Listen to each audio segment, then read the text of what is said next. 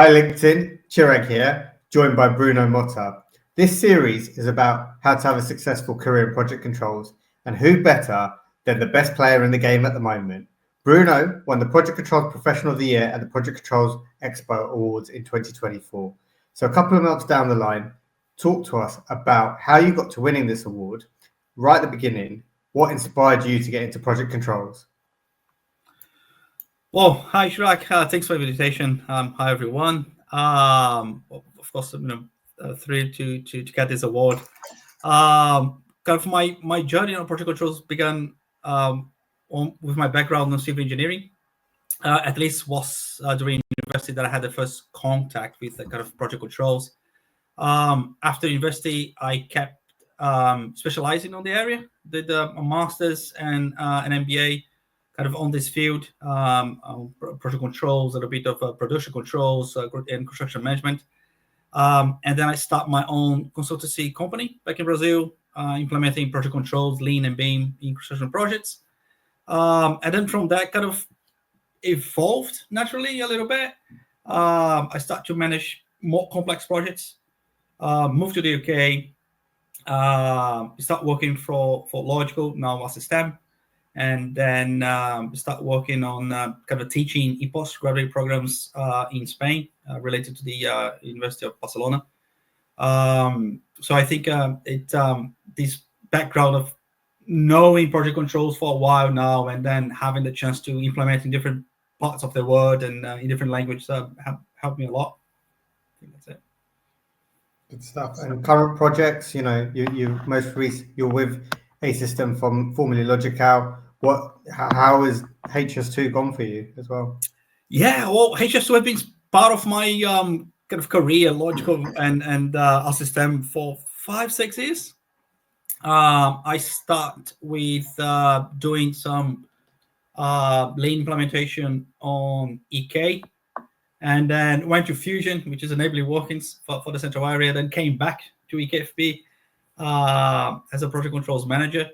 So it was kind of it was nice because I could see different parts of the project. So a little bit of enabling works, a little bit of construction, and different aspects of the project as well. I worked together with the business improvement people, project controls, the SLTs.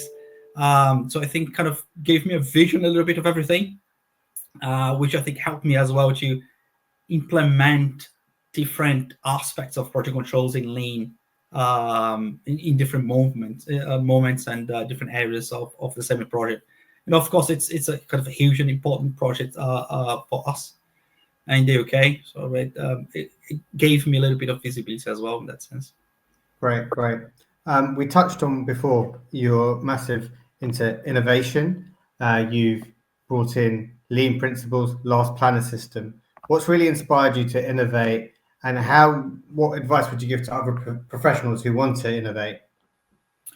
So well, in my view, I think innovation often comes from a necessity on projects. Usually when we start a new project and we face some challenges on communication and collaboration. It's a little bit of a cliche, but usually the sectors on the project or departments, they work on silos. They don't talk to each other, don't share information properly. So my knowledge on lean principles and last planner helped me to map out the process, streamline those processes, and kind of improve the dynamic within the teams, so they would know what they had to share, when had to share, kind of try to keep the kind of a golden thread of information flowing on the projects. And the idea throughout all these years was all about question the status quo, right? If it's something that's not working, if it's not efficient enough, how we could together as a team improve it and make our life on the project better.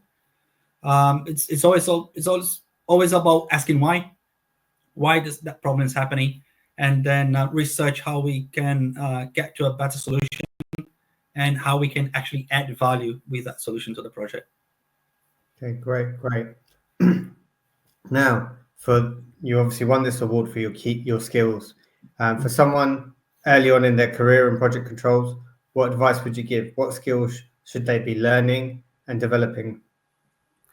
That is a very good question. I think for me, what make the difference in my point of view is the ability to visualize the big picture while manage with the details. I think the professionals need to understand how that piece of work is fitting on the big picture. And then once you understand your place on the project and how you can help the others, is break those innovations that you want to make into smaller wins, so quick wins. Of course, you have a plan, you know what you want to do or for the big scheme, but breaking that into quick wins is very important, because then you can manage that task better, you can manage that, improve a little bit better, and you can celebrate little steps of success. I think on top of that, data management came as essential as well throughout my journey. Be able to collect data, interpret that data, and use it to make decisions. I think it's very important. I think it's part of the development, that skill of problem solving mindset. Trying to understand what's going on database, not only on your feeling, and then flag the issues that need to be resolved. Great. And a further question: what are the biggest challenges project controls professionals face in today's world, and what's the best solutions from your advice? Well, nowadays I think or at least the next generation, if I'm considered kind of almost the old generation, is trying to manage the complexity of the projects. They've been increasing. When I started with much simpler projects. Now it's very complex. New technologies, we can hardly keep pace on Industry Revolution 4.0 and AI and BIM and everything else. So I think for the new professionals, they need to be adaptable, right? Embrace technology. You stay informed. What are the trends about AI, sustainability, energy transition? It's really important nowadays as well. And also keep in mind that hard skills are kind of easy to learn. We can teach easily, let's say, to teach someone P6 or risk management or cost management. But kind of the human aspect of project management is a little bit different.